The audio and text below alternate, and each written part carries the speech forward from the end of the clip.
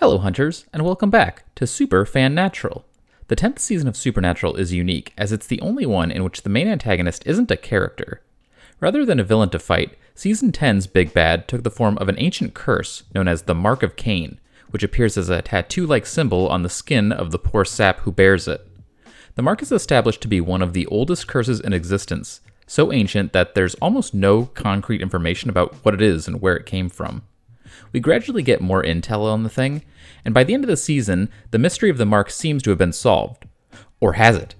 See, while the show does flesh out the mark's history and purpose, it doesn't necessarily fill in all the blanks, as there are a few questions left unanswered. Not only that, the information we do get comes at a very uneven pace, and it can be difficult to keep track of the details. In this video, I'll go over everything we know about the mark and do my best to solve the few lingering mysteries surrounding it. Let's start at the beginning. Where does the mark come from? In Supernatural, the Mark of Cain actually predates the guy it's named after, by quite a lot actually. Instead of being whipped up in the Garden of Eden, the show's mark was created at the beginning of time and was one of the very first bits of magic ever cast. In the beginning, there were two primordial beings. The first was God, who represented light and creation. The other was his twin, the darkness, who acted as the destructive yin to his creative yang. The two were equal in power, but opposite in nature. God, aka Chuck, desperately wanted to create, to fill existence with all sorts of cool shit. But his sister, who later went by Amara, didn't think that was necessary, so she would destroy anything he tried to make. Eventually Chuck realized that if he ever wanted to make his vision of reality, then his sister would have to go. Thing is, he couldn't just destroy her, partially because she was his sister and he cared about her to some degree, but mostly because killing one god twin but not the other would break reality itself in some indescribable cosmic way. So if he couldn't wipe her out, then there was only one option: lock her away somewhere where she couldn't interfere. Solid plan. So Chuck formulates a powerful spell, or rather a curse, one that could seal his sister away in some kind of alternate dimension or pocket of reality. Honestly, it's not super clear where the spell sends its victims, but once there, they cannot escape. Before he could put the whammy on her, God needed some help. After all, Amara is literally a primordial force of cosmic destruction, so while the pair are equal in overall power level, she holds the advantage in one-on-one combat. In order to help with the sibling smackdown, God created his first children, the Archangels. Together, the five were able to blast Amara with enough celestial light to weaken her for Chuck to effectively cast the spell and seal his sister away. So yay, victory. But unfortunately, magic like this always comes with a cost. And when it comes to the primordial sealing spell, the price is that someone always needs to carry the magical lock to the darkness's prison, with said lock manifesting as a tattoo, or rather, a mark. So in order for the spell to work, someone has to accept this cool tat, and that doesn't really sound like much of a cost, right? Well, the mark doesn't just sit there on your skin. I mean, it doesn't like move or anything, but it does exert an influence over its bearer, one that tends to draw out and amplify their worst qualities. When sealing the darkness, God chose his second and favorite son, the Archangel Lucifer, to bear the mark because he believed Lucy could handle the mark's effect. If you know anything about Lucifer, then you know it didn't quite go as planned. We don't know much about Lucy's time with the mark. It kind of seems like things might have been okay for a while. However, once Chuck created mankind, things went straight to hell, literally. Lucifer despised humanity, so much so that he began torturing the poor apes in order to show his dad how flawed they were. Lucifer blames his actions on the mark, but God claims that to be a bit of a stretch. According to him, Lucy's pride and jealousy were always there, and at best, the mark just cranked them up a bit. Whatever the case, Lucifer eventually decided to ditch the cursed tat, which is a bit tricky. Like I said before, the mark can't just be wiped away. Someone always has to have it, or else Amara will be released. Thing is, it doesn't have to be carried by the same person for all eternity. Whoever bears the mark can transfer it to another person, either entirely or in the form of a copy. So, when Lucifer started itching to get rid of the thing, he turned his attention to the hairless apes in order to find someone to pawn the curse off onto. Eventually, he found his target in the form of a guy named Abel. Okay, so this next part is a bit speculative, but we know for a fact that at some point Lucifer began speaking to and manipulating Abel in order to corrupt his soul. I believe that Lucy's ultimate goal was to pass the mark onto him in order to turn him into a violent lunatic reflective of the flawed beings Lucifer saw humans to be. Whether or not that's the case, we know that Abel's big brother Cain eventually learned about his bro's relationship with the devil, and he begged Lucifer to leave Abel alone. Seeing his opportunity, Lucifer agreed to spare Abel on 2 conditions. Firstly, Cain would have to accept the mark and become its new bearer. Secondly, if he wanted his brother to be pure enough to get into heaven, then Cain would have to personally send him there immediately. So, seeing no other options, Cain accepted his new fate and allowed Lucifer to transfer the mark to him, thus making it the Mark of Cain. He then took the jawbone of a donkey and crafted it into a little short sword known as the First Blade, and with his bone in hand, he struck Abel down in order to spare him from Satan's wrath. After the dark deed, Cain was so racked with grief, he turned his new blade on himself and, opted out of being alive. Unfortunately for the firstborn son, the first curse won't let you go that easily. After a short nap, Cain awoke to find that his body had been healed, but his soul was more damaged than ever, as he was no longer human, but rather a black-eyed demon. Accepting the fact that he couldn't escape his dark destiny, Cain agreed to serve in Lucifer's army, where he would go on to train some of the deadliest demons ever, the Knights of Hell. He'd carry the mark until his permadeath in 2015, but before checking out for good, he passed on a copy of the mark to his distant descendant, Dean Winchester. So that's what the mark is, where it comes from, and how it got its name. I'll talk more about its history later, but first I think we need to get more info about how it works and what it means to carry it.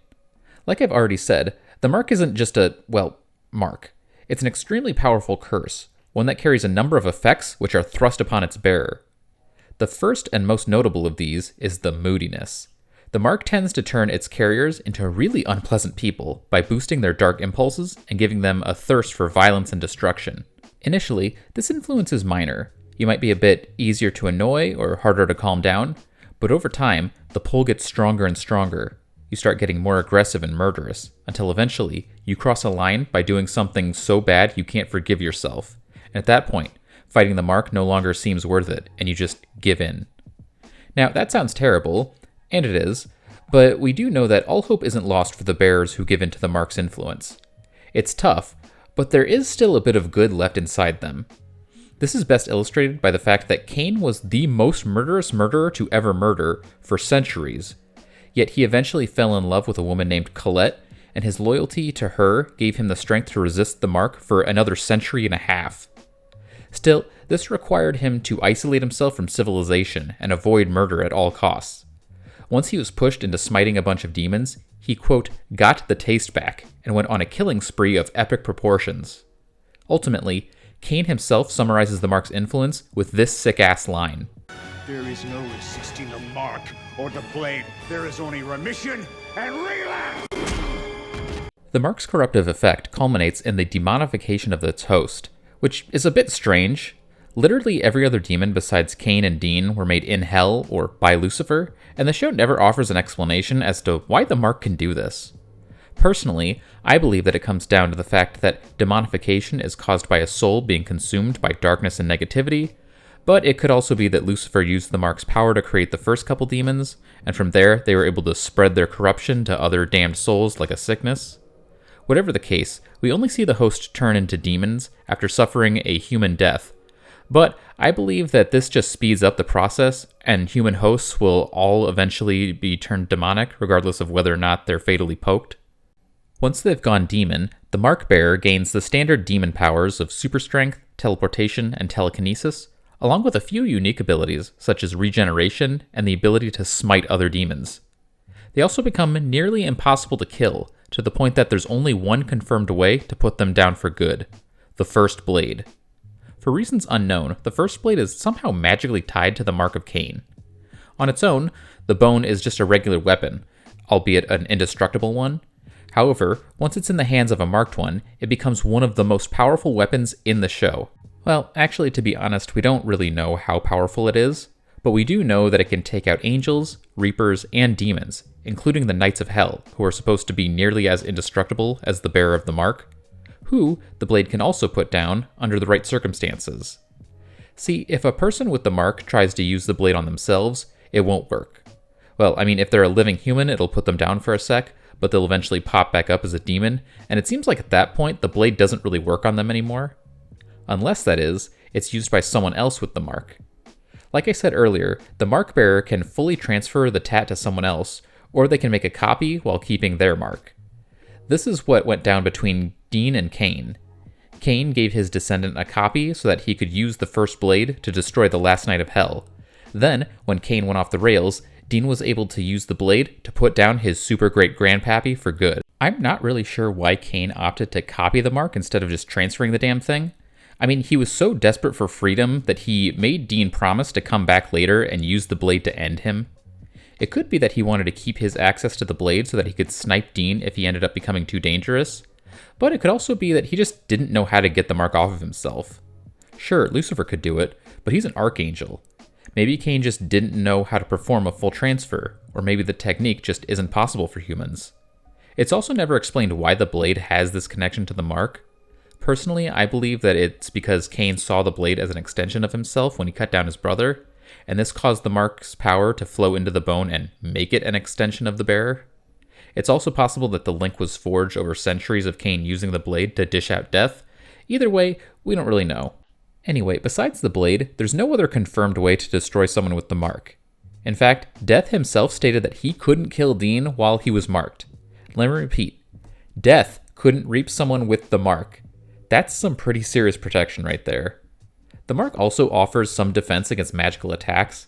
On one occasion, it left Dean completely untouched by a magical tattoo blast from Rowena, and on another, it allowed him to overcome the telekinesis of the demon Abaddon. Also, one time it kind of seems like the mark gave Dean a vision of the future. It could be that this was meant to represent that he knew something like this would eventually happen, but like, he sees a shot from later in the exact episode. Whatever. When it comes to actually getting rid of the mark, it's really damn hard. I mean, we are dealing with literal god magic, so that shouldn't be too surprising. Even just finding information about the thing can be tricky since very few beings know anything about it, and of the ones that do, pretty much none know the truth about what the mark is and where it comes from. Hell, according to Metatron, there isn't even any info about the curse in the words of God, and those things are among the top cheat sheets in the entire universe. Up until 2015, there were exactly 2 beings confirmed to know how to remove the mark. The first is Death, though he made it clear that he absolutely would not do it because he was one of the very few who knew the truth about the mark and the darkness. Besides him, there's only one person for a marked one to turn to in their hour of need. That's right, Sister Agnes. Who? Agnes was a nun/witch who was obsessed with curses and how to break them. At some point in her life, she suddenly started having, quote, visions of darkness, which led her to create a book of dark magic out of her own skin and blood. This book, known as the Book of the Damned, contains all sorts of forbidden secrets and spells, including a ritual to remove and destroy the mark of Cain. Side note, we never find out where this information came from. When I said that she had visions of darkness, that's literally all the show tells us. I kind of wonder if maybe Agnes somehow peeked into God's mind or memories or something. Whatever the case, the spell is legit, though as you might expect, it's really tough to pull off. A lot of that comes down to the ingredients, which are both vaguely described and difficult to get. First, you need a lock of hair from the target, which isn't too bad, though I do wonder how you would get a lock of hair from Lucifer since he doesn't have hair or a physical body. Anyway, after that, you need something made by God but forbidden to man, aka the forbidden fruit from the Garden of Eden, along with something made by man but forbidden by God, which apparently is the golden calf from the Book of Exodus. Those are already going to be, let's say, hard to get a hold of, but wait, there is one more costly ingredient. In order for someone to successfully cast this spell, they have to sacrifice the life of someone that they care about the most. If you can muster all that, you just gotta mix everything together in a stylish pot, say a few words, and boom, the mark is gone. And the primordial force of destruction is released onto the earth after being imprisoned for infinity billion years. But the mark is gone. I feel like I gotta point out that we don't actually know what happens if there's more than one person walking around with the copy of the mark when the spell is cast.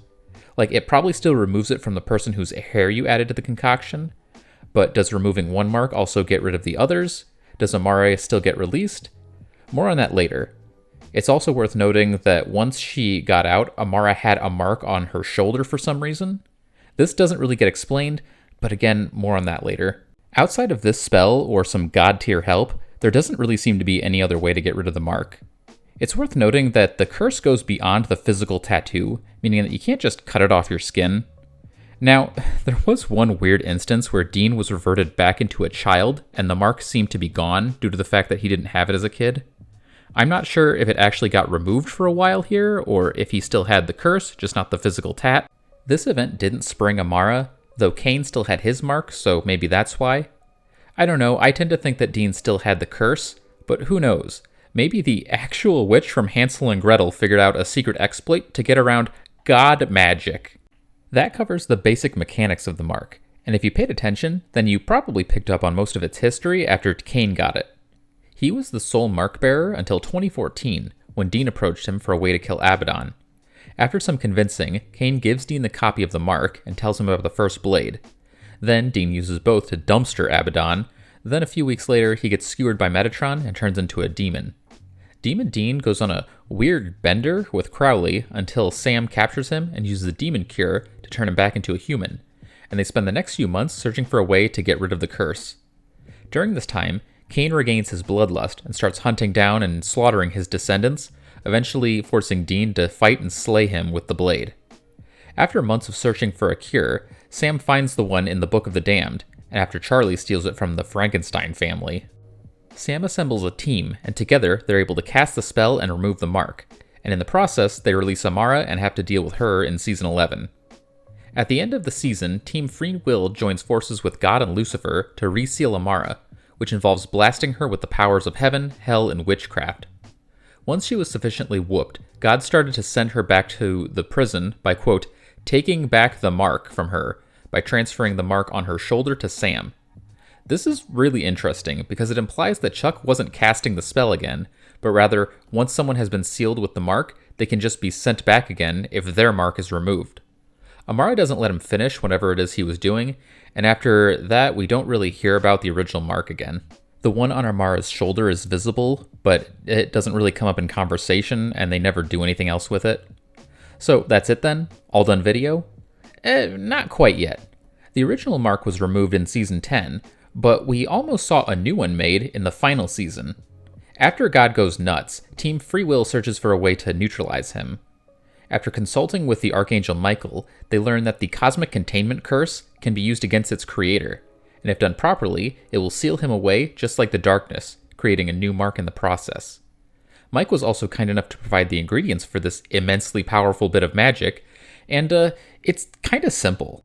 Whereas the mark removal spell requires specific items of biblical significance, the spell to create a new one just calls for a bit of cassia, a little rock rose, a pinch of myrrh, a few drops of blood from the person who's going to carry the new mark, a glass ball or something, and some nectar from a leviathan blossom. Of those things, the only ones that you can't get off of Amazon with same-day delivery are the blood, which you can just use your own, and the nectar. Now that last one can be a bit tricky to get a hold of, since the blossom it comes from only sprouts from the decomposing corpses of dead leviathans, and they only grow in purgatory. So yeah, you might need to arrange a little extra-dimensional day trip, but I still think that that's a bit easier than tracking down the literal fruit from the Garden of Eden. Once you got the goods, you just gotta mix it all together in a bowl, hold aloft the breakable ball, and say a few magic words. The magic of the spell will then be sucked into the ball, and then all you gotta do is break the sucker in close proximity to the primordial that you want to trap. And just like that, they're gone, and someone just got a fancy new magic tat. Well, I mean, they gotta be weakened first, but you'll figure that one out, I'm sure. We don't get to see the curse get cast. Well, at least not in the actual timeline of events. Chuck did show Sam a vision of a possible future where he was successfully sealed. And actually, if you have the Season 15 DVD, you can see the sealing go down in an unfinished deleted scene. One thing that's not really clear about this spell is whether God had to create the individual ingredients and mix them together the same way as Sam and Dean, or if he could just will the actual spell into existence and the physical components were just a way to recreate the effect. Personally, I think that Chuck created the magical energies that fueled the curse, then he later integrated those energies into other creations. Also, I like to think that since the archangels probably didn't have any kind of physical body back in the day, he used a bit of Lucifer's grace instead of blood, but maybe I'm overthinking that part. Alright, that's pretty much all the important information about the mark and the spell that created it.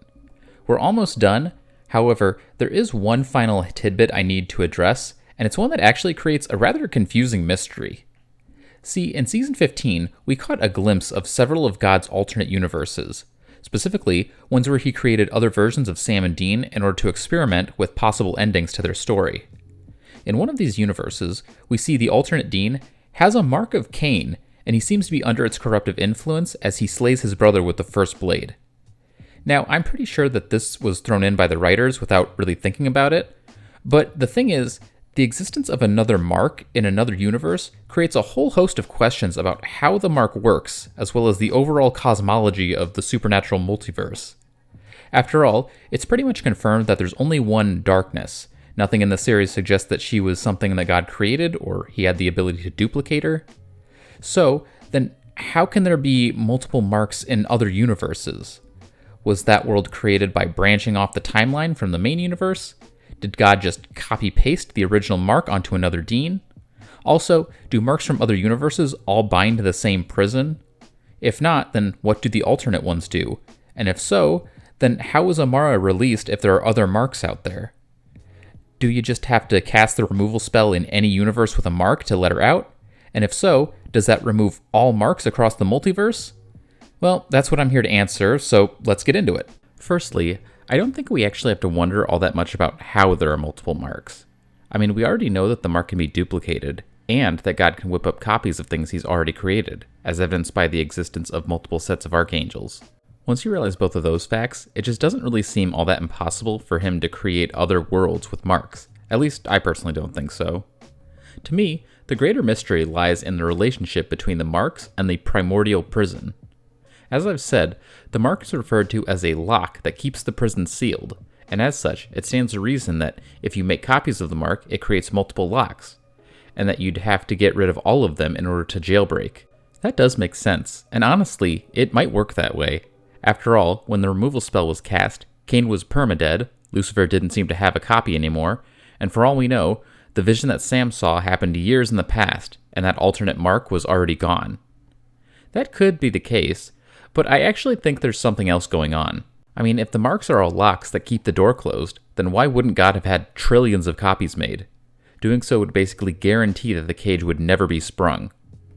Well, I don't think that's quite how it works. See, when Death talked about the mark, he didn't just call it a lock. No, he claimed that it was a lock and key. He didn't really expand upon what that meant, but I think we can make some sense of it now.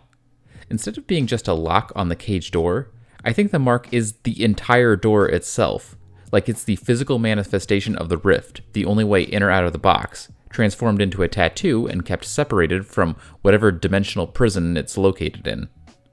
In my mind, once the rift is folded up into a physical mark, it can no longer be used to get into the prison, but it can allow its carrier to leave the cage. In this scenario, the removal spell didn't destroy the mark. Instead, it sends it into the cage, and if there's someone in there, then they have the chance to take it into themselves and gain a get-out-of-jail-free anytime card. This would mean that you only have to remove one mark from anywhere in the multiverse in order to release the darkness, and performing this spell only removes that one particular mark, leaving any other copies still active. This is also why Chuck had to take away Amara's mark. If she had it, then she could just leave the cage as soon as he sent her back. God didn't make a gajillion copies because doing so doesn't create more locks, but rather more doors that are nearly, but not completely, impossible to unseal. I think that when a Mark I dies, their mark dies with them, though I could also believe that it gets absorbed by the person who has a copy. If none of that makes any sense or suits your fancy, then there is one more explanation to fall back on. The real mark only exists within the main universe, and the one in the other reality is a replica that God created specifically so that he could play out the Cain and Abel ending. Simple as that. But what do you guys think? Does all of that make sense? Do you agree with any of my explanations? What's your hat size? Let me know, damn it. I'll have more content for you soon, but for now, carry on.